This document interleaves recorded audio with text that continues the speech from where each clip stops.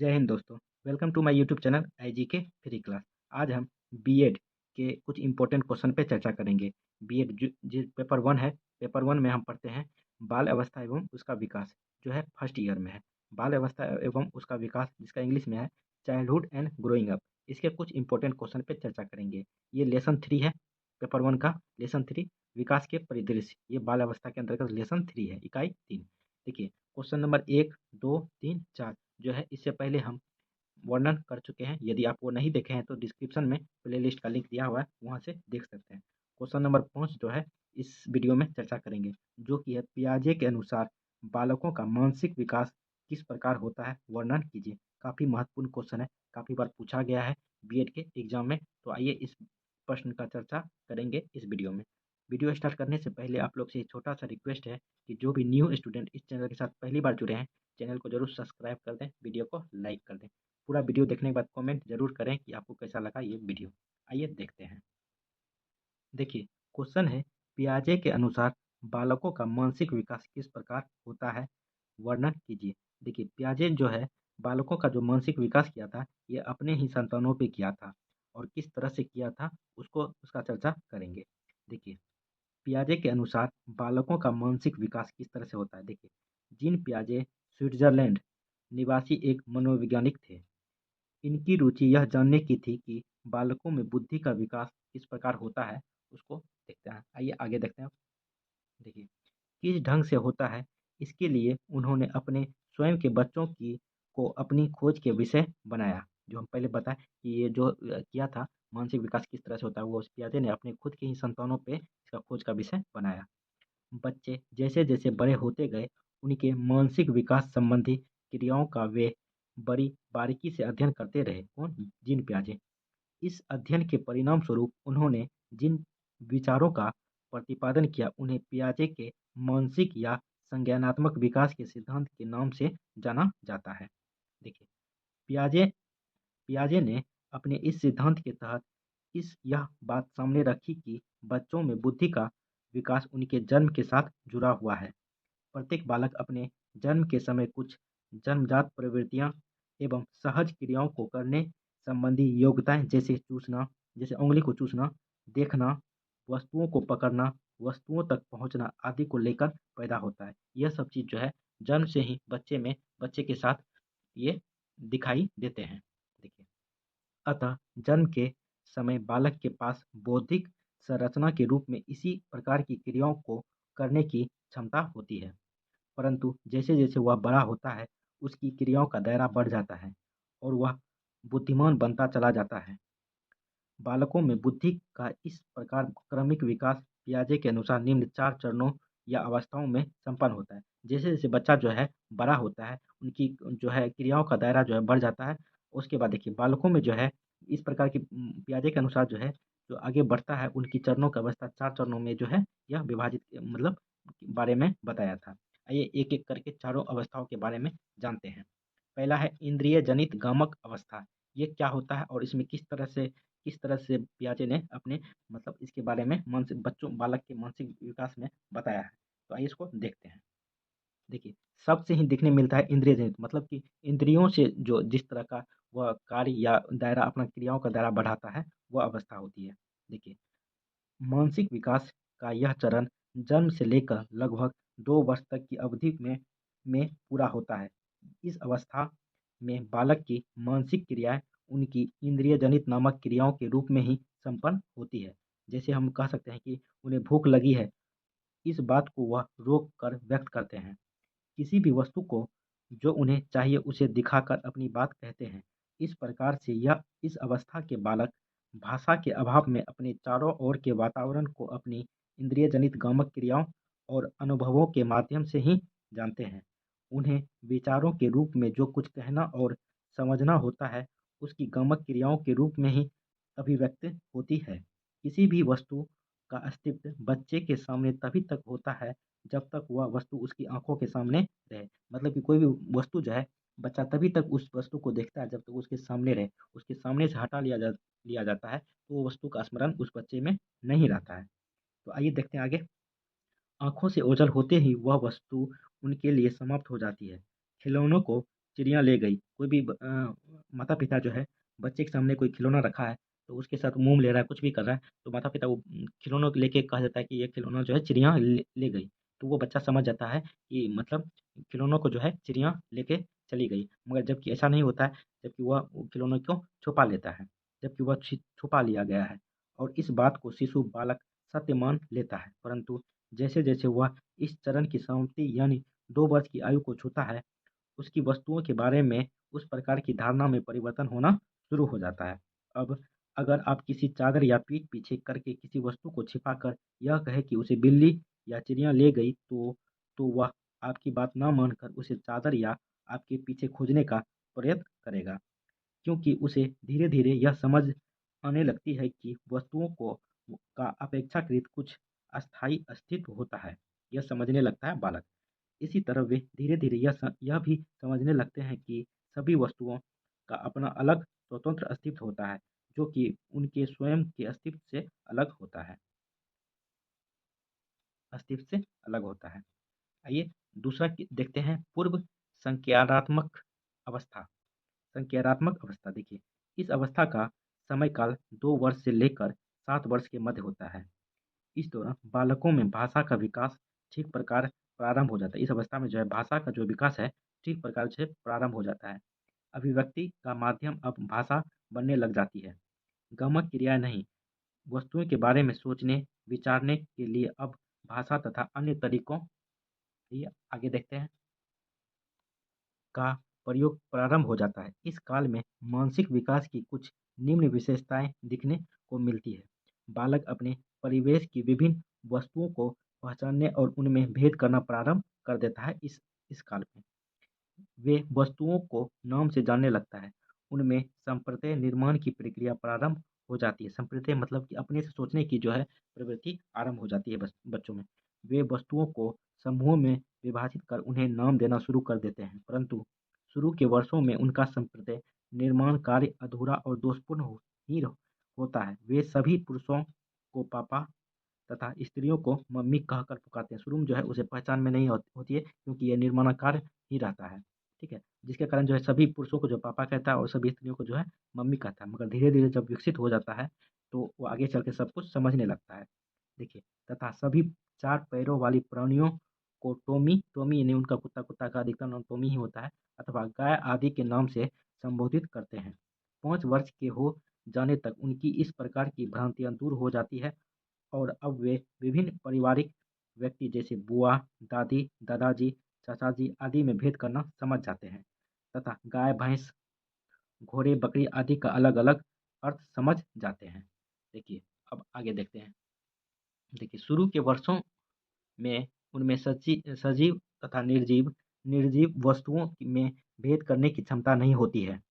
वे चोट खाने पर या गिर जाने पर दरवाजे मतलब चोट खाने पे या गिर जाने पे जो है दरवाज़ा से चोट लगा तो दरवाजे को मारता है या फर्श पे गिर जाता है फर्श को मारता है। उसको लगता है कि मारने से वह भी रो रहा होगा जिस तरह से हम रो रहे हैं। देखिए इसलिए चुप हो जाते हैं कि उन्होंने उनको भी उसी तरह मार दिया है और अब वे भी उसी की तरह रो रहे हैं। एक बालिका की गुड़िया को भी उसी तरह गर्मी और सर्दी लगती है जैसे कि उसको लगती है। वह भी उसकी तरह दूध पीती है आदि-आदि ये सब चीज़ उनको लगता है ऐसा। देखिए, धीरे-धीरे बालकों में ये समझ आने लगती है और इस अवस्था को पार करने से पहले ही वे सजीव तथा निर्जीव में पूरी तरह भेद करने और सभी वस्तुओं को अपने से अलग जानने और समझने की क्षमता से युक्त हो जाते हैं। देखिए, शुरू में इस अवस्था के बालक काफ़ी ज़्यादा आत्म-केंद्रित होते हैं। संसार में जो कुछ विद्यमान है, वह सब उनके लिए ही है, ऐसा उनका विश्वास होता है। मम्मी-पापा केवल उनके हैं, उन पर किसी और का अधिकार नहीं है। सारे खिलौने उनके लिए हैं, यहाँ तक कि चाँद और तारे भी उन्हीं के माता-पिता तथा सगे-संबंधी हैं, जो उन्हीं उन्हीं के लिए चमकते हैं। धीरे-धीरे सामाजिकता का दायरा बढ़ने पर यानी उम्र बढ़ने पे जो है सामाजिकता का दायरा बढ़ता है और वह यह सब चीज़ समझने लगता है।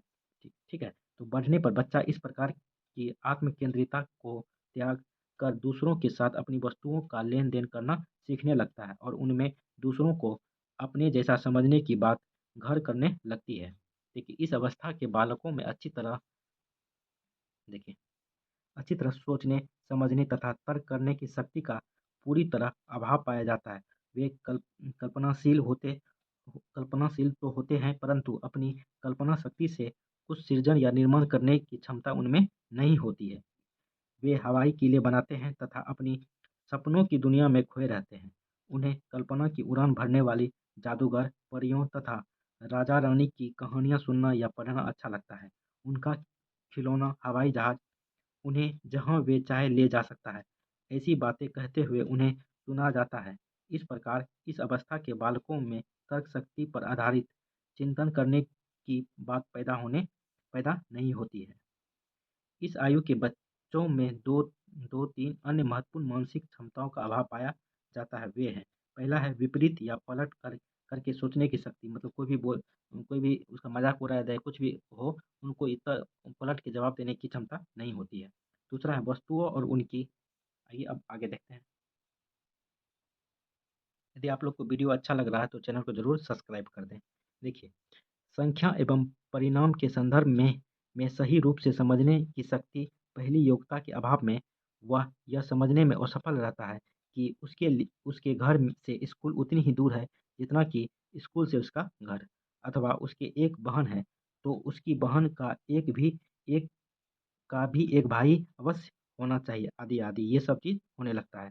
दूसरी योग्यता के अभाव में वह प्रायः यह गलती करता है कि उसी के सामने अगर दो कांच के बर्तन लिए जाए, जिनमें से एक पतला लंबा हो, दूसरा नाटा एवं चौड़ा हो, अगर चौड़े आकार के बर्तन में से दूध पतले लंबे बर्तन में डाल दिए जाए तो वह यह कहेगा कि इस पतले लंबे बर्तन का दूध पहले वाले से ज़्यादा है। यानी कि उनको संख्यात्मक या लंबाई का ज्ञान नहीं होता है इस अवस्था में। जबकि वस्तु स्थिति ऐसी नहीं है, वही दूध दूसरे बर्तन में उसी के सामने डाला गया है। इसी प्रकार अगर 7-8 कांच की गोलियों को पहली पंक्ति के में पास-पास रख कर दिखाया जाए तथा इतनी ही गोलियों को दूसरी पंक्ति में दूर-दूर रखकर दिखाया जाए, तो बच्चा यह समझने की गलती करेगा कि दूसरी पंक्ति में अधिक गोलियाँ हैं। तो उनको एक सही ढंग से अरेंजमेंट करने की भी जो है यह विकास नहीं होता है बच्चे में। ये तीसरा देखते हैं, मूर्त संज्ञानात्मक अवस्था क्या होता है? पियाजे ने इनके बारे में भी एक कॉन्सेप्ट दिया है। तो आइए कैसे इसको आप लिख पाइएगा, आइए देखते हैं। देखिए, इस अवस्था का समय काल सबसे पहले 7 वर्ष से 11 वर्ष तक होता है के बीच होता है। बालकों में होने वाली इस अवस्था के मानसिक विकास में निम्न मुख्य बातें देखने को मिलती है। आइए देखते हैं क्या-क्या देखने के लिए मिलती है। देखिए, उनमें वस्तुओं को पहचानने, उनका विभेदीकरण करने, वर्गीकरण करने तथा उपयुक्त नाम या वर्गीकरण द्वारा समझने और व्यक्त करने की क्षमता विकसित हो जाती है इस अवस्था में। उनमें विभिन्न प्रकार के संप्रत्ययों का निर्माण हो जाता है। वे वस्तुओं के बीच समानता, संबंध, असमानता, दूरी और विसंगता को समझने लगते हैं। शुरू में इस प्रकार की उनकी समझ केवल मूर्त या स्थूल रूप तक ही सीमित होती है। जैसे 9 सेब 3 सेबों से अधिक होते हैं। कुत्ते या बिल्ली में अगर वे उनके सामने हो तो उनमें निहित अंतरों को स्पष्ट कर सकते हैं, आदि आदि। परंतु धीरे-धीरे वे वस्तुओं के अमूर्त रूप के आधार पर भी चिंतन करना प्रारंभ कर देते हैं। मतलब कि जो चीज़ है उसके सामने उसके अनुसार तो इस अवस्था में वो करने ही लगते हैं, मगर धीरे-धीरे जब अंतिम चरण में आ जाते हैं, तो जो सामने नहीं है, तो उनके बारे में भी 4 शब्द कह सकते हैं इस अवस्था में। देखिए, उनका चिंतन अब अधिक क्रमबद्ध एवं तर्कसंगत होना प्रारंभ कर देता है। हवाई उड़ान भरना कम हो जाता है और वे यथार्थ की दुनिया को समझना शुरू कर देता है जो उसके सामने है। आइए आगे देखते हैं अब। देखिए, उनका चिंतन अब उनका चिंतन अब अधिक क्रमबद्ध एवं तर्कसंगत होना प्रारंभ कर देता है। हवाई जहाज उड़ना भरना कम हो जाता है और वे यथार्थ की दुनिया को समझना शुरू कर देते हैं। अब उनमें यह समझ आ जाती है कि कोई वस्तु किसी से जितनी अधिक या कम दूर या भारी हल्की होती है, दूसरी भी उसी के हिसाब से दूरी या वजन रखती है। अतः अब वे वजन या दूरी के मापों को अच्छी तरह समझ सकते हैं। इस तरह अब वह पहले की तरह यह गलती भी नहीं करते हैं कि पतले बर्तन में रखा गया कोई भी उतना ही तरल पदार्थ चौड़े बर्तन से अधिक होता है। फैलाकर रखी गई गोलियाँ पास-पास रखी उतनी ही गोलियों से संख्या में अधिक हो जाती है। यह सब चीज़ समझने लगता है बालक। इस प्रकार 11 वर्ष की आयु तक पहुँचते-पहुँचते बालक मानसिक विकास की काफ़ी उपयुक्त सीमाओं को पार कर लेते हैं, परंतु उनकी सभी प्रकार की मानसिक क्रियाओं में वस्तुओं को प्रायः मूर्त या स्थूल रूप में ही प्रयोग में लाया जाता है। मतलब मूर्त या स्थूल रूप मतलब उसके सामने कोई भी चीज़ है, तो वह समझने लगता है यह सब चीज़। वहीं पे अमूर्त चिंतन करने की योग्यता के विकास के लिए मानसिक विकास की अगली अवस्था का इंतज़ार करना पड़ता है। अमूर्त मतलब जो उसके सामने वस्तु नहीं है, उसके लिए जो है अगली अवस्था का इंतज़ार करना पड़ता है। आइए लास्ट अवस्था देखते हैं, चौथी अवस्था। देखिए, चौथी अमूर्त संज्ञानात्मक अवस्था। इसमें होता है क्या जी कि बालक के सामने वह चीज़ नहीं होती है, फिर भी उस कल्पना करके उस चीज़ के बारे में सही-सही तर्कसंगत क्रमबद्ध टाइप से जानकारी दे देती है। देखते हैं इसको आगे। देखिए, इस अवस्था का समय काल 11 वर्ष से 15 वर्ष के बीच होता है। तो इसे वर्ष ज़रूर आप लोग ध्यान में रखिएगा। देखिए, बालकों में इस अवस्था के मानसिक विकास संबंधी मुख्य बातों को निम्न रूप से समझा जा सकता है। आइए पॉइंट बाय पॉइंट समझते हैं। पहला है सभी प्रकार के संप्रत्ययों का समुचित विकास हो जाता है। भाषा संबंधी योग्यता तथा संप्रेषणशीलता का विकास अपनी ऊंचाइयों को छूने लगता है इस अवस्था में, अमूर्त सक्रियात्मक अवस्था में। देखिए, विचारने, सोचने, तर्क करने, कल्पना करने तथा निरीक्षण, अवलोकन, परीक्षण, प्रयोग आदि के द्वारा उचित निष्कर्ष निकालने की पर्याप्त क्षमता विकसित हो जाती है। देखिए, स्मरण शक्ति रटने पर आधारित न होकर तर्क एवं समझ पर आधारित होने लगती है। देखिए, आगे देखिए, चिंतन अब मूर्त नहीं रहता है। मूर्त नहीं रहता है मतलब कि आप समझ लो उसके सामने भी नहीं है तो कोई दिक्कत, कोई भी वस्तु सामने नहीं है फिर भी उसके बारे में वह जानता है। देखिए, चिंतन अब मूर्त नहीं रहता है, अमूर्त बन जाता है। वस्तुओं के स्थूल रूप का अब चिंतन प्रक्रिया के लिए उपस्थित रहना अनिवार्य नहीं होता है। कल्पना करो कि एबीसी एक त्रिभुज है, मतलब लेट मानते हैं हम लोग एबीसी एक ट्रायंगल है, इसी तरह का तार में विद्युत प्रवाहित हो रही है, आदि आदि बातों को अब उनके विद्यमान न होने पर भी समझ और सोचा जा सकता है इस अवस्था में। देखिए, कल्पना शक्ति को सृजन या निर्माण कार्य के लिए अच्छी तरह उपयोग में लाया जा सकता है इस अवस्था में। देखिए, समस्या समाधान का उचित विकास हो जाता है। फलस्वरूप इस आयु के बालकों में समस्या का उचित विश्लेषण कर उसके संभावित हल की खोज करने की क्षमता पैदा हो जाती है। देखिए, प्रयास एवं त्रुटि विधि के स्थान पर बौद्धिक शक्तियों के प्रयोग द्वारा सीखने की आदत विकसित हो जाती है। संश्लेषण, विश्लेषण, नियमीकरण तथा सूक्ष्म सिद्धांतों का स्थापना संबंधी उच्च मानसिक क्षमताओं का समुचित विकास हो जाता है ये इस अवस्था में। देखिए आगे, अन्वेषणशीलता, मौलिकता, रचनात्मक आदि सृजन में सहायक आवश्यक बौद्धिक क्षमताओं का विकास हो जाता है इस अवस्था में।